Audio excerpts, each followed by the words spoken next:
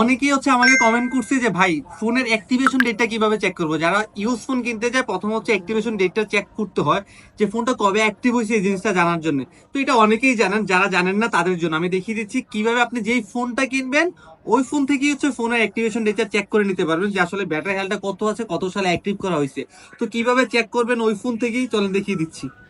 So প্রথমে যেই ফোনটা চেক করবেন এই ফোনটাতে ওয়াইফাই কানেক্ট করে নেবেন। আমার অলরেডি গরিবী গ্যাজেটের সাথে কানেক্ট করা আছে। তারপর চলে যাবেন সাফারিতে। সাফারিতে যে গুগলে চলে যাবেন, যাওয়ার পর এখানে লিখবেন অ্যাপেল অ্যাক্টিভেশন চেক, এই অপশনটা চলে আসবে অটোমেটিক্যালি। তো আসার পরে এখানে চেক কাভারেজ আসবে, তো আপনি চেক কাভারেজের মধ্যে যাবেন। তো এমন একটা ওয়েবসাইট চলে আসবে।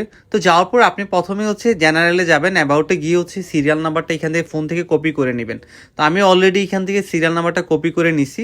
তো নেওয়ার পর আপনি যে ওয়েবসাইটটা আসছে ওই ওয়েবসাইটটা এখানে পেস্ট করে দিবেন। দেওয়ার পরে এখান থেকে সাবমিট করে দিবেন। দেওয়ার পর আপনার ফোনটা কবে অ্যাক্টিভ হয়েছে অটোমেটিক্যালি এখানে শু করবে।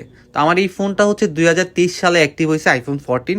তো এইভাবে আপনারা চাইলে অ্যাপেল অ্যাক্টিভেশন ডেটটা চেক করে নিতে পারেন, যে ফোনটা কিনবে যেটা কত সালে অ্যাক্টিভ হয়েছে। এইভাবে আপনারা চেক করে নিতে পারেন। ধন্যবাদ সবাইকে।